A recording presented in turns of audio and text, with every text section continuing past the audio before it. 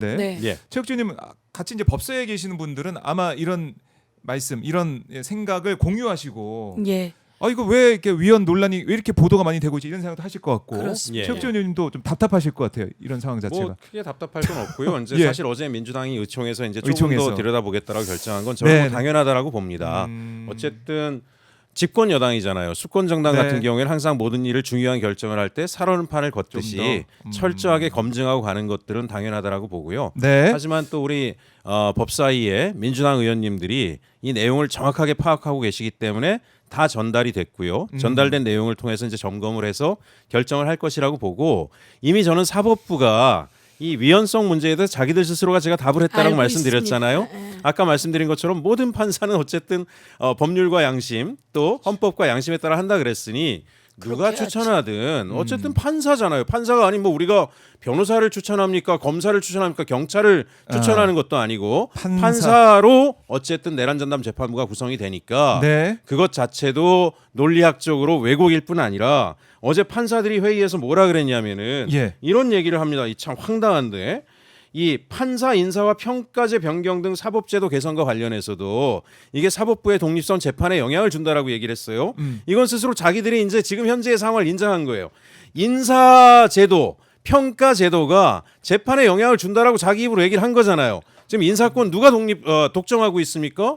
조희대가 독점하고 네. 있어요. 자기들이 그것으로부터 자유롭지 않다라고 하는 걸 자기들 입으로 이야기를 했습니다. 네. 그러니까 영장기각 판사 이 사람들이 저런 행태를 보이는 거고 직위원 재판부가 저런 행태를 보이는 거 아닙니까? 그 어쨌든 무작위 배당도 아니고 네. 콕 찍어서 한 거잖아요. 가서 이렇게 얘기한 거 아니겠습니까? 저는 그걸 의혹이 들어요. 너가 재판해? 너가 재판해? 무슨 뜻인지 알지? 알지? 너가 영장기각 판사해? 응. 내 뜻이 뭔지 알지? 그렇게 한 거예요, 그들이. 맞아요. 인사가 그 영향을 이렇게. 받는다고 자기들 입으로 어제 모여서 얘기했잖아요. 아하. 인사제도 개선, 평가제도가 재판에 영향을 준다며요. 양심에, 헌법과 양심에 따라 재판을 못한다며요. 네. 근데 우리가 어쨌든지 간에 지금 인사권자 자체가 내란에 동조한 것으로 의혹을 받고 있는 상황에 새롭게 재판부를 구성하고 추천할 수 있는 구조를 만드는 게 더 헌법에 가까운 거지. 이거 자체를 위헌이라고 말하는 것 자체가 말이 안 되고, 이걸 본인들이 헌법재판관이에요? 네. 왜 위헌이니 어쩌니 얘기해요? 그거는 헌법재판소가 할 일이지. 본인들은 판사예요. 판사가 무슨 그 다음에 우리가 낚아놓고 얘기해서 네. 사법부를 누가 만들었습니까?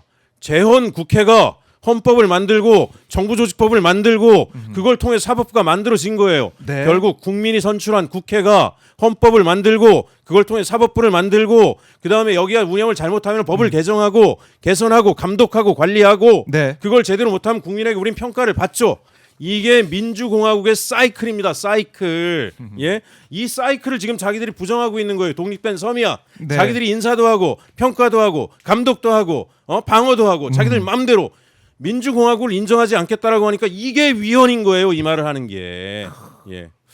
그렇네요. 이게 사법부가 계속해서 이제 얘기하고 있는 것은 독립 얘기를 계속 하고 있는데, 예. 독립성 이걸 예. 얘기하고 있는데 과연 제대로 독립하지 못하고 있는 그 현상, 이걸 누가 만들었느냐, 또 거기에 종속되어 있는 모습을 스스로 고백하고 있는 모습 우리 국민들이 보고 있다, 이런 생각을 할 수밖에 없습니다. 맞습니다. 네. 맞습니다. 그 독일과 같은 경우에 재판부를 음. 투표해서 뽑는다는 거 아닙니까?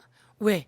나치 문제가 있었을 때 나치에 전부 다 부역했던 것이기 때문에 마찬가지로 저희가 돌아본다면 네. 판사는 저희가 최후의 보루로 정말 그렇죠. 지켜줘야 예, 예. 합니다. 최후의 보루인 줄 알았더니 이 최후의 보루가 부역하고 있었다라고 한다면 그거는 입법부가 견제하라는 겁니다.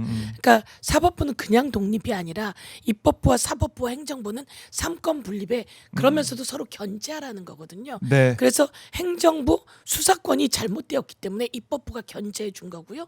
그리고 사법부가 잘하는 줄 알았는데 중개하는 걸 보니까 네. 재판 중개하는 거 보니까 황당무계했거든요. 그래서 이게 부역하고 있구나라고 하는 것을 알게 된 국민들이 겁니다. 알게 예. 됐다. 저는 사법부가 다 옳지 않습니다. 예를 들면 얼마 전에 김신혜 사건 1심, 2심, 3심에서 이 사람 유죄 다 때린 게 법원입니다. 그리고 얼마 전에 청산가리 부녀 살인 사건도 네. 마찬가지로 다 법원이었어요. 그런데 법원이 만들어줘야지 돼요. 중심을 잡아주고. 그렇지 않은 것처럼 이 정치적 사건도 그래 온 거죠. 그런데 가장 중요한 건 내란의 사건입니다.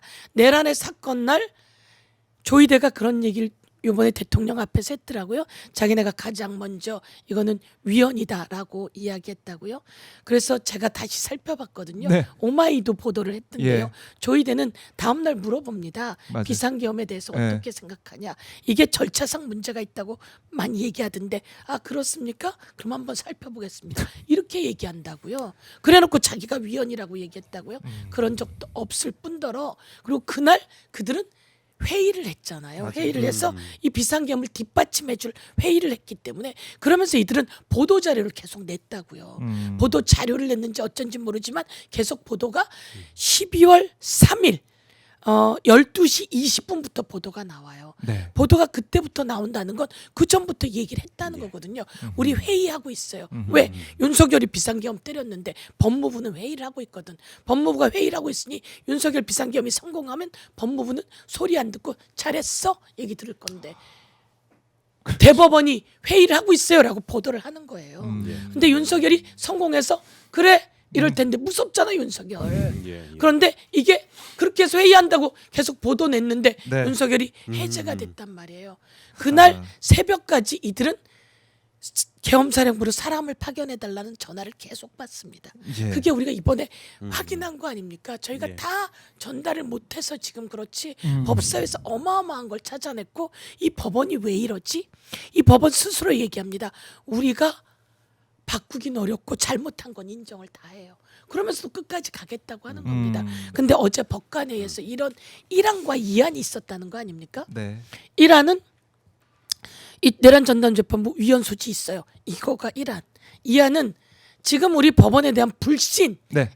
시작하는 거예요. 법원이 국민에게 불신을 주고 있어요. 그런 상황에서 우리를 돌아봐야 해요. 네. 그러면서도 내란 전담 재판부에는 그런 소지가 있어요. 이런 식으로 얘기를 하거든요. 스스로 잘못된 건 알고 있지만 이 법관들이 내란 비상계엄 났을 때 법관회의 왜 안 해요? 그러니까. 했어야죠. 그렇네요. 가장 법관회의 중요하고 하나도 안 하고 국민을 위해서 그렇습니다. 필요한 네. 때는 안 하고. 네. 맞습니다. 그리고 온 국민과 온 세계가 다 봐서 저거 내란이야 불법이야라고 하는 걸 알고 있는데도 판단해야 된다고 얘기하잖아요. 예, 사법부는 뭘 했냐. 결국 이런 어떻게 보면은 찔리는 예. 도둑이 재발절이 있는 것 때문에 박성재 전 장관의 영장을 2번이나 기각한 게 아니냐. 그렇습니다. 위법성 인식 이게 없다. 위헌성 인식이 없다라는 생각을 없으려고 판사들이 세뇌를 하는 거죠. 하고 있는 결국 네. 자기들 지키기 위한 게 아니야. 이런 우려도 지적도 있는 것도 맞습니다. 사실이고요. 그러다 보니까 지금 저 위헌성 논란, 그러니까 위헌 소지 계속 이제 보도가 좀 나오고 있는데 민주당도 이제 외부에 법무법인 이런 걸 통해서 좀 판단 더 받아보겠다. 여러 가지 우려의 목소리가 나오다 보니까 시민사회도 그렇고 또 조국혁신당도 그렇고 그러다 보니까 한번 더 들여다보겠다라는 거 아니겠습니까? 12월 안에는 이건 좀 하겠다라는 그럼요. 목표는 계속 돼 있는 거죠. 시간이 없습니다. 최대한 예. 빨리 가야 합니다. 최대한 빨리 가야 돼. 예, 이건 예. 정해져 있지만 다시 한번 들여다보겠다는 것이고, 그러니까 조국혁신당 같은 경우는 이 법무부 장관이 재판부 추천이 관련해 가지고 추천위원 추천하고 이런 부분들이 좀 염려가 된다. 이런 건데 추천하는 재판부 추천 아니 이런 그거는 부분. 어쨌든지 간에 전혀 염려할 필요가 없다라고 대법원에서 얘기를 이미 했는데 네. 모든 판사는 헌법과 양심에 따라서 재판을 한다라는 대전제를 염려를 할 아무런 이유가 없고 네. 이미 법무부 장관은 사법부의 여러 위원회의 위원으로 이미 각종 추천위원회, 심의위원회에 들어가 있습니다. 법무부 장관이. 근데 그걸 가지고 사법부의 독립성이 침해한다고 여지껏 한마디도 안 했던 사람들이 갑자기 내란 전담 재판부에 네. 그 추천할 사람을 추천하는 걸 가지고 무슨 뭐 재판의 독립성이 훼손이 된다라는 이런 말도 안 되는 얘기를 하고 앉아 있는 거 자체가 논리적으로 말이 안 되고요. 그래서 기본적으로 그렇다라고 하면 진즉부터 법무부 장관이 여러 추천 심의위원회 들어가 있는 걸 문제 삼았어야 되는데 문제 안 삼았잖아요 여지껏. 네. 예. 그러니까 그때 이 사람들은 판단력이 고무줄 같습니다. 자기들이 유리하면 아무 말 없다가 불리하면 문제를 삼았다가 법이라고 하는 법전을 들고 있다라는 걸 하나 가지고 법을 지멋대로 해석을 하는 이런 행태를 아까 서영교 의원님께서 말씀하셨는데 내란이냐 아니냐 그 명확한 사항에 대해서도 왜 지켜보자라고 얘기를 했겠습니까? 혹시라도 내란의 소지를 줄여줄 수 있는 법정 문구 조항을 찾으려고 시간을 벌려고 한 거예요. 아무런 반성이 없어요. 맞습니다. 예. 조의대는 12월 4일 지켜보자 이렇게 얘기하거든요. 예. 그리고 그건 12월 4일이에요. 조의대의 계획 속에는 벌써 네.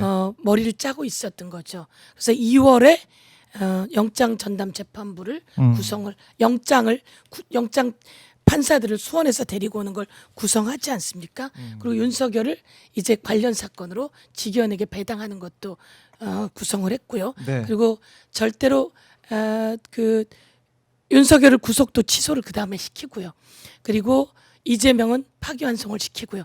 이 12월 4일 이후에 쭉 법원이 하는 일은 상식적이지 않고 공정하지 않은 일만 해왔던 거다 이렇게 말씀을 드리고요. 예. 조금 전에 말씀하신 이제 예를 들면 네. 법무부 장관이 추천위원으로 들어간다. 이거를 이제 조국 혁신당에서 얘기한 것 같은데요. 예, 지적을 하고 저는 있습니다. 뭐 추천위원은 좀 더 달리 구성할 수도 있다고 저는 생각을 합니다. 예. 그렇지만 왜 법무부 장관이 문제인지는 잘 모르겠어요. 예. 왜냐하면 특검을 추천할 때 예. 특검 추천위원을 추천할 때 그러니까 여기서 그렇죠. 한 번 더 얘기하냐면 특검을 구성하려면 특검을 추천하는 사람들이 있습니다. 네. 그리고 이 법무부 장관 등은 특검을 추천할 사람을 추천하는 거지 특검을 추천하는 게 아니지 그렇죠. 않습니까? 근데 특검을 추천할 때 누구 들어갑니까? 법무부 차관, 그 다음에 법원행정처처장, 수사기관이잖아요. 그런데. 여기 할 때 법원행정처처장이 들어가요. 어. 그리고 국회에서 추천하는 사람들 이렇게 들어가거든요. 네. 그리고 대한변협 이렇게 들어갑니다. 이거는 법조인 사람들에게 큰 기관들이 들어가 있는 거지. 이것을 그 위원이라고 할 수 있는 내용이 아니다. 저는 이렇게 맞습니다. 생각하고. 근데 이제 조국 혁신당에도 저도 그렇게 얘기하니 달리 볼 수 있겠으나 그렇다고 다른 기구는 과연 얼만큼의 대표성이 있는가? 네. 그래서 그 대표성이 저는 약하기 때문에 이것은 바꾸면 안 된다라는 생각을 하지만 충분히 논의는 할 수 있다고 생각합니다. 어허. 그래서 이런 걸로 위원이라고 한다면 다른 형태를 볼 수는 있을 것 같지만 지금 이것으로 위원 소지와 위원성은 저는 없다. 네. 왜냐하면 예. 특검도 똑같았고 맞습니다. 그렇게 생각합니다.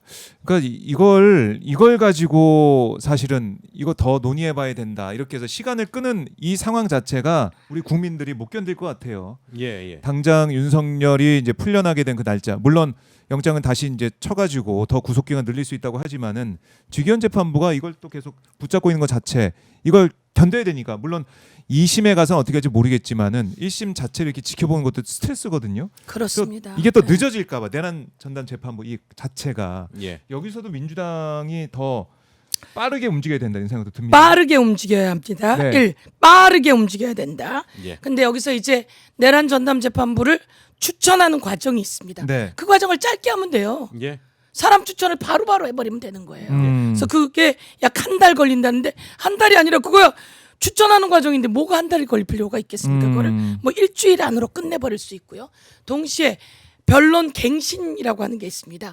옛날엔 그 피의자가 요구하면 쫙 다 한번 훑어봤어야 되는데 그것을 벌써 네. 이재명 때 하려고 했는지 어허. 이 법원이 짧게 2번 정도 하면 끝나게 해버렸습니다. 그래서 문제가 없이 그렇게 해놨단 말씀드리고요. 그 다음에 이제 이번에 우리가 법안을 통과시키면서 이런 법안을 넣었습니다. 사실은 제가 만든 법안인데요. 제가 만든 법안의 형사소송법 개정안인데 독일, 미국, 일본 등은 그 구속 기간에 제한이 없습니다. 대한민국은 인권을 위해서 6개월로 제한해놨는데요. 네. 이렇게 중대한 사건인 경우엔 1년으로 한다. 이렇게 제가 만들어놨습니다. 그래서 그 내용을 이번 내란 전담 재판부 설치에 관한 법안에다 넣어놨습니다. 네. 그래서 윤석열 기간을 1년으로 한다. 내란 외환죄에 관해서는 1년으로 한다. 만약 이렇게 되면 구속 기간에 대한 걱정이 좀 없지요. 그리고 외환 이적죄. 외환으로 이적죄, 일반 이적죄로 지금 기소해놨기 때문에 23일 날 그 기소와 영장을 다시 한번 판단하게 되는데요. 그렇게 되면 구속영장 기간이 또 6개월 더 연장되게 되어 있습니다. 그리고 이 법안에는 내란 외환죄의 경우에 사면하지 못하는 내용도 넣어놨다 말씀드립니다. 네. 그런데 그게 문제가 된다면 빼고 그거는 제가 또 그것도 사면법으로 법안을 만들어놨기 때문에 아니 저희가 따로 그거는 뭐 아주 뭐 급한 건 아니니까 만들면 된다 이렇게 생각합니다. 네. 그러니까 우리가 이제 그동안 예. 또 간과 있었던 부분, 잘 몰랐었던 부분들을 법으로 좀 꼼꼼하게 네, 다 꼼꼼하게 바꿔나가야 하는 된다. 이걸 겁니다. 느낄 수가 있어요. 이번 내란 네. 겪으면서. 그렇죠. 그래서 요번에 이제 국민분들께서 아마 많이 알고 계시겠지만 예. 중요한 거는 국회의 역할, 입법부의 역할은 국민의 뜻을 받들어서 음. 잘못된 법이 있고 시행착오가 있는 거는 고치는 거예요. 사법부가 망가졌더라고 지금 국민들이 얘기를 하잖아요. 그러면 국회는 법으로? 예. 네? 사법 체계 문제가 있네요. 아, 죄송합니다. 저희들이 그동안에 입법 만든 거에 흠결이 생겼네요. 빈틈이 있었네요. 예. 그러면 서영교 의원님 말씀하신 것처럼 이런 법을 통해서 맞습니다. 국민이 납득할 수 있는 법을 만드는 거고 그게 만약에 또 문제가 있다라면 저희는 선거 때 가을의 추풍낙엽처럼 날아가겠죠. 저희는 심판을 분명히 받지 않습니까? 그죠? 네. 그렇기 때문에 어쨌든 국회가 국민의 뜻을 받들여서 입법을 통해서 제도의 빈틈, 내란의 간격, 계엄이 벌어지게 됐던 틈새를 메워나가는 이 과정 자체를 위헌이라고 얘기하는 것 자체가 저는 위헌이다라고 이야기를 하는 겁니다. 예.